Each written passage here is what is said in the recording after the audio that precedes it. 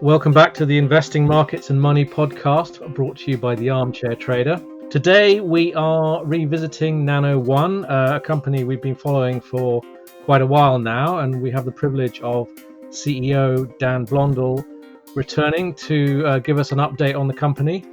There will be a lot of you who may not have come across Nano One before, so it's probably best if we start off with a quick introduction to the company. So Dan, can you give us a quick overview for those who've never heard of Nano One previously? Yeah, great. Thank you, Stuart. It's a pleasure to be here. Nano One we're a technology company. We're focused on process technology to improve the way that cathode materials are made for lithium-ion batteries. The cathode material is a powder that is used, that is assembled into a lithium-ion battery, and that's what kind of stores lithium as you charge and discharge the battery. The technology, what we call the one pot process, differs from the way the current cathode materials are made, predominantly in Asia, and we cut down the cost and the complexity and the operating cost, the energy cost, the CO2 footprint. We also eliminate all the wastewater and the discharge of harmful byproducts, and we also leverage battery materials that are actually refined in free trading jurisdictions like the UK and Canada and the US for a greater energy security and diversification of the supply chains. So those are really the key, I think, the selling points that we have with the one pot process in the Nano One. And you may not be able to answer this question, but if you're talking about lithium-ion batteries, are we really talking about batteries in cars here, or are you finding that your output is going to be used in a lot of other different applications as well? Well, cathode materials, we're relatively agnostic to where it ends up. The lithium-ion battery cathode materials go into batteries that are used in electric vehicles, and that's a full range. That could be industrial vehicles, light vehicles, heavy-duty vehicles. It could go into energy storage units, battery energy storage units for storing energy from renewable energies like wind and solar, and even things like replacement of lead acid batteries. All of these are lithium-ion battery applications. We have a unique process that enables us to make a full range of different cathode materials that really address all of those applications. And since you last came on the podcast, the company's received an investment from Sumitomo Metals Mining, which is a significant player in the industrial metal space. How important was that for you to get that deal over the line? Yes. So just to frame that, about 6 months ago in September last year, we announced a $17 million Canadian investment from Sumitomo Metal Mining, taking about a 5% stake in the company. Sumitomo Metal Mining, just to give everyone context, is a very old company, like 450 years old, and they are probably the most fully integrated miner in the battery space, in that they mine copper and nickel and other base metals, but they also go all the way downstream to cathode materials and have been supplying, for instance, high nickel cathode materials to Panasonic and ultimately Tesla since Tesla started putting batteries in their cars. So a very reputable player out of Japan, probably one of the most reputable and trustworthy companies in the whole battery ecosystem.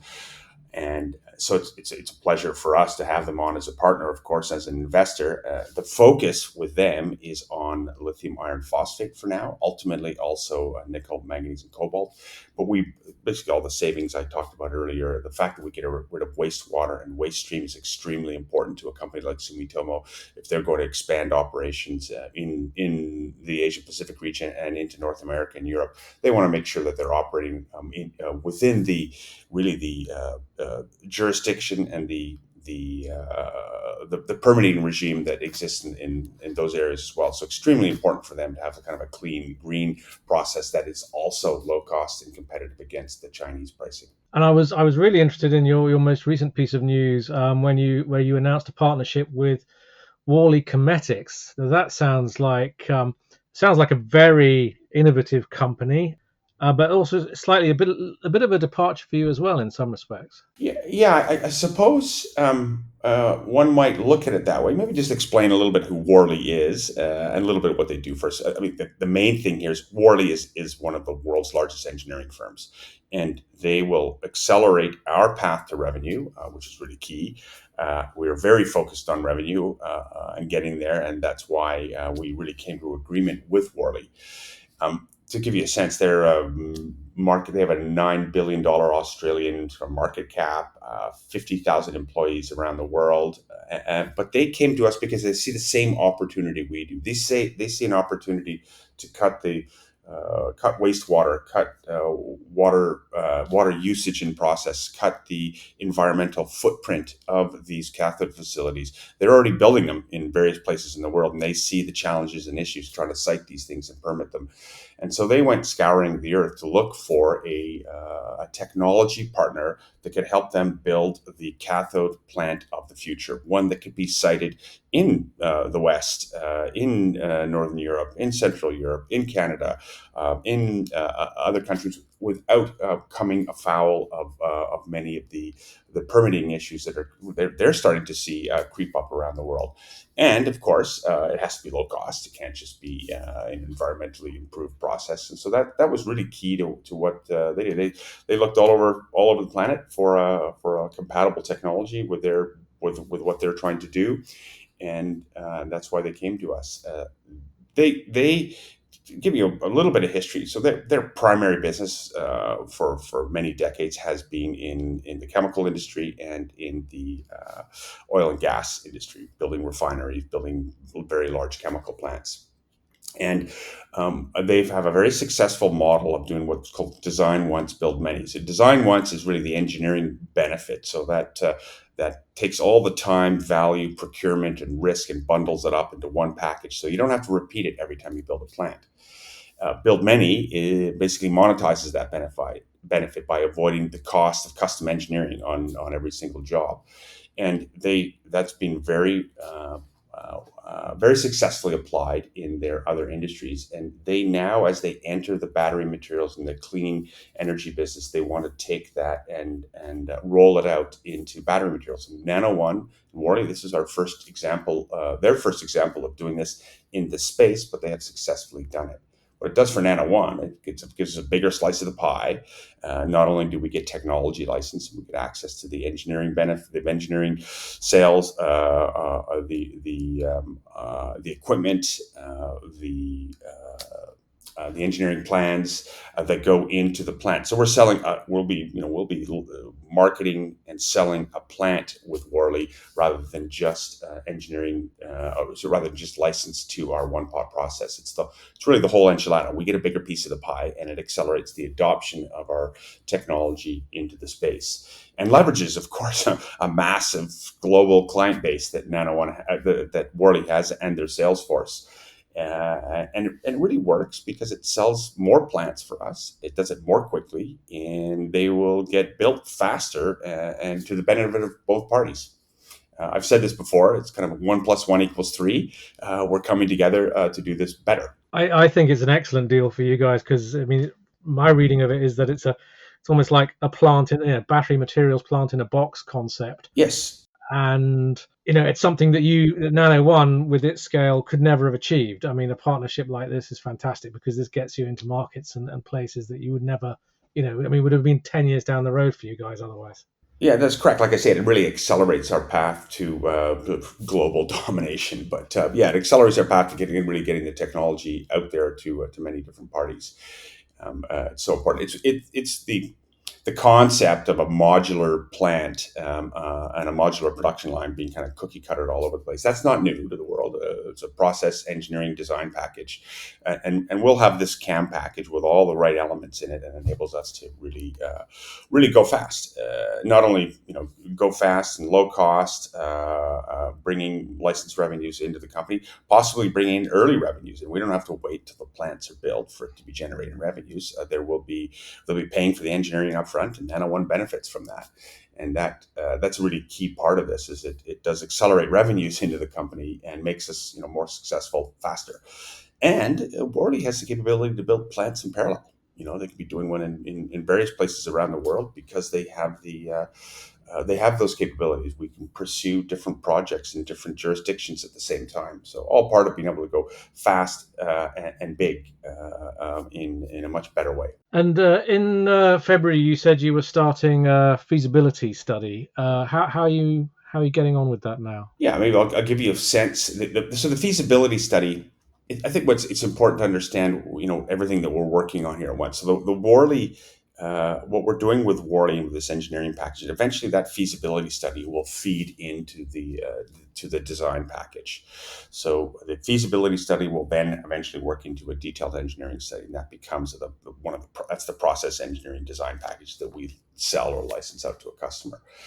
And but it also informs this feasibility study is also going to form our very first plant that we are right now. That project that we're building, we're planning to do that in Canada, and it requires us to put the site selection in place, finish the feasibility study based on the site, put all the project funding in place, the government funding. We need feedstock validation. Of course, we need offtake to drive that, and that will be obviously that we're trying to generate that offtake with our existing facilities in Quebec. That all leads to a financial decision, and with all those pieces in place, we could be there in 2025. And we could be doing that with a joint venture partner. We could be doing it independently. Really, this whole project requires that feasibility study. So we finished pre-feasibility study last year. We began the feasibility study this year. And once the siting is in place and we have the support of let's say, the provincial jurisdiction, we can wrap that up. The plan is to be done that feasibility study in Q3 and into Q4 this year. I wanted to also ask you about some news we had in the sector, which is regarding BASF and a plant they have in Finland. They ran into some problems with the government there for a precursor battery materials project they were running in terms of management of the waste. Is that an issue within the industry? Is that something you see as a problem? And what sort of implications does that have for the overall battery production chain? Can it be addressed, basically? Yeah, so it's a great question, and I think till very recently it's not a widely understood issue. Uh, we are partnered with BASF, with Umicore, with Sumitomo Metal Mining. We were partnered with Johnson Matthey, all cathode material manufacturers, and they all came to us for a variety of reasons. One of them being because we do eliminate wastewater and we eliminate sodium sulfate as a byproduct and therefore as a waste stream. The issue is that sodium sulfate is generated at the precursor stage. That's where you're combining the nickel, magnesium, cobalt, or the iron and the phosphorus before you put the lithium in. And that sodium sulfate remains in solution in these big reactors. So you've got a bunch of water waste and sodium sulfate, and it's very you can dry that material into a powder, but it's energy intensive and costly, and there's very few markets for that sodium sulfate. It's going to have trace metals in it, so you have to clean it up if you're going to sell it to the fertilizer industry. And frankly, the volumes of sodium sulfate outweigh any of the demand for the materials. We've seen markets crash, for instance, in China in sodium sulfate because there's just too much of it being generated. So what happens is most of it's being discharged into waterways, and that's primarily in China and in China's operating districts, in Indonesia as well. And that's, there's permitting to do that there. It comes at great cost to the environment, but those permits are very difficult to find kind of anywhere else in the world. So it's really hard to export that process, that PCAM process, to anywhere in the world and be able to easily permit it. And we recognized that as a massive problem years ago, and that led to what we call our M to CAM process, which allows us to go directly from, let's say, nickel metal or iron metal without going through intermediate sulfates. So we have a sulfate-free process. And that means we don't have any wastewater. That means we don't have any sodium sulfate, and we actually solve that problem. That's what brought Worley to the table. Worley recognized that this is a massive problem that is not going to, if we don't solve that, we won't be building CAM and PCAM plants anywhere else in the world, but in China. And so to get there, we have to solve that problem. Can you update us on the commercialization plans you have at the moment to produce lithium-ion materials? Yes. So first of all, I guess what I should explain is we have multiple revenue stream targets. So we have the only LFP facility outside of Asia, located in Quebec. It was last operated by Johnson Matthey when we acquired it a year and a half ago. It had been in operation for 10 years, making LFP for various markets, the automotive market and things like that. When we acquired that, we not only got the plant and the land, but most importantly, we get the people and the experience and all the quality systems that work for the automotive market. So that plant, when we walked in there, it was impaired by some of the operating costs and some of the waste streams that were associated with it. So are the other two plants that exist outside of China in Asia. They have the same fundamental issues. It's just not scalable and not cost effective. So we went in with the idea that the one pot process would work with all the existing equipment, except that we were able to decommission all the wastewater and all the waste handling systems. So we basically took out half the equipment in that plant, and now we're bringing it back up to speed as a pilot plant and ultimately as a revenue generating plant.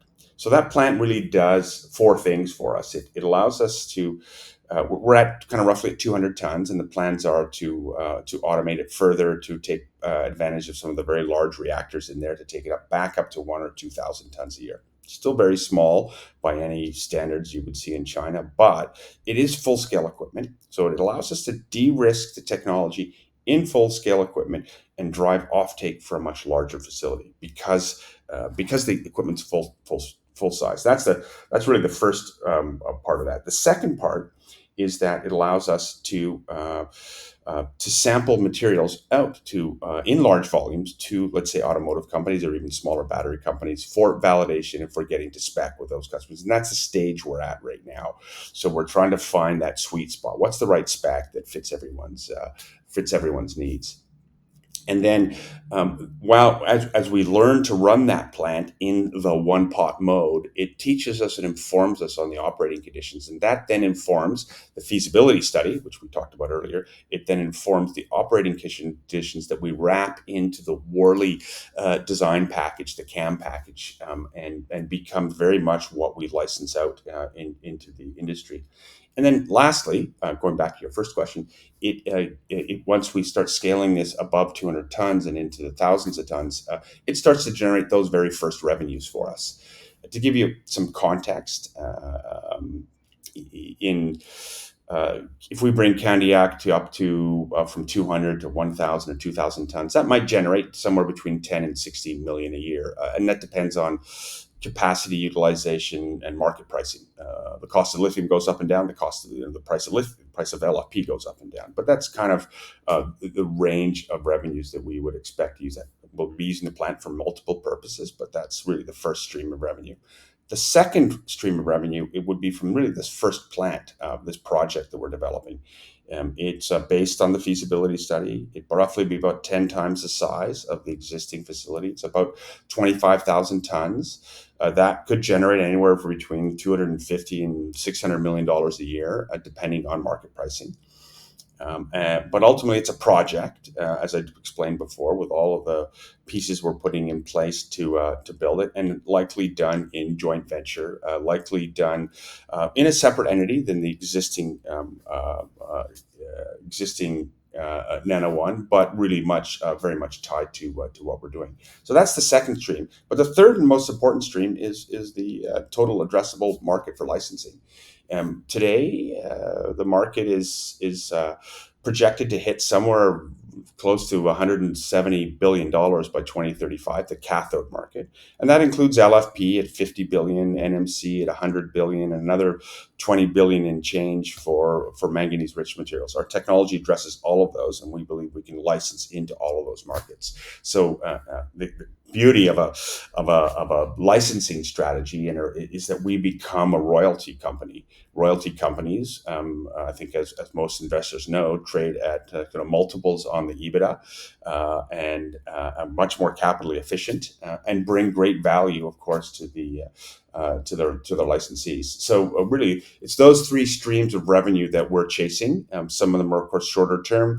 Some of them are much longer term. A very long answer to your question, but I hope that sheds a little bit more light on it and explains it well enough without confusing people.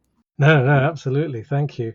Um, the other thing that, when we first met, it was something you mentioned, and you've mentioned it on previous podcasts as well, is the importance of your intellectual property portfolio, because you have under Nano One, you have a lot of your own IP, your own proprietary processes and technology.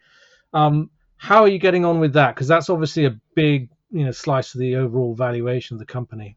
Yeah, so patents really are at the core of what we do. It's know-how and knowledge and people and engineering plans and patents and flow sheets, because that's ultimately what we're selling here. We are selling know-how and knowledge and the equipment to make that all work. And so the patents are underpin everything we do. They define the process, the one pot process, the M to CAM process, the coating processes. They define the materials that come out of our reactor and go into the furnace. Those patents, when we license them or grant rights to use the technology, it gives the licensee free rein to make those materials and make money from making those materials using our technology. And that's essentially what underpins the whole cathode, basically the cathode plant package that we are working with Worley, but it also enables us to attach all the equipment and engineering plans and generate revenues from those as well. But it's really at the core. Now we have to continue innovating. We have 40 patents, and they are issued and they're granted in places like Korea and Taiwan and China and Japan, of course, Canada, the US, Europe. We have another 50 patents pending, and we'll continue to add to that as time goes on, because the technology we develop will be rolled into these cathode packages that we are licensing out to our partners. We can't sit there statically. We have to continue to innovate and provide continuous value to our licensees. That will generate, let's say, further revenues down the way in terms of services. It'll generate revenues in terms of improvements to the technology or upgrades to equipment. All of that plays a fundamental role in our future royalty models and our future revenue models. But it's super key that we bring a protectable bit of IP, because otherwise you can't. It's very hard to license and get value out of that unless you actually have it protected with patents. And there's one question I wanted to ask you about the market you operate in. China's still a very dominant player. You've already mentioned them in one context on this interview. Is it something the West can realistically compete against in this space? Yeah, it's a good question, and China largely owns the cathode market today, and it's because they control the supply chain. They control the nickel, manganese, and cobalt, where it gets refined, how it gets refined, and they do the same thing for the iron for LFP. Most of the world probably doesn't know this, but the iron that China uses comes out of a titanium mining and refining process. It's a tailing from that process. Titanium oxide is used for white paint, and the byproduct of that sits in big heaps of iron sulfate. China cherry picks that, works it up into iron phosphate, and then adds lithium to make LFP in a very kind of crude way. But nowhere else in the world does this exist. It's very unique to China. They use an old, antiquated, dirty process for refining titanium, and everywhere else uses a clean process. And so China really dominate that space. So the key to competing with China is not to copy them, because if you copy them, our capex costs in Europe and North America, they're 5 times what they are in China. Our energy costs are higher. The key is you have to innovate your way out of it, and to do that, you have to innovate the supply chain. So what we've done is we've found a way to go directly from iron metal powder without going through iron sulfate. Our partnership with Rio Tinto is very much about that. That's using iron metal powders directly into LFP for the cleanest, greenest, and because it comes from North America, probably the most IRA compatible battery metal supply chain on the planet. And that's the kind of thinking that is going to compete with China effectively and allow us to build localized supply chains that don't have the risk of being tied to one jurisdiction in the world. And just to finish off with, I know there's some stuff you can talk about, there's some stuff you can't talk about, but can you give us some indicators of what we can expect from Nano One for the rest of this year and going into 2025? Yeah, well, maybe quickly, I'll kind of explain what our objectives are this year, and then maybe how those can roll out. In 2024, it's all about right now about optimizing and validating one pot enabled LFP production and sampling that out to potential off-takers through 2024 into 2025. I mean, we'll be doing that, for the rest of our existence, constantly making improvements to product and trying to sell it. But the key is trying to get that first offtake in the door. It might be from a small player. We could see we're making great progress with the automotive companies towards making some commitments to larger plants. We'll continue the conversion of the Candiac plant to one pot process by automating larger and larger pieces of equipment to get it closer and back up to 1,000 or 2,000 tons per year. So you can anticipate to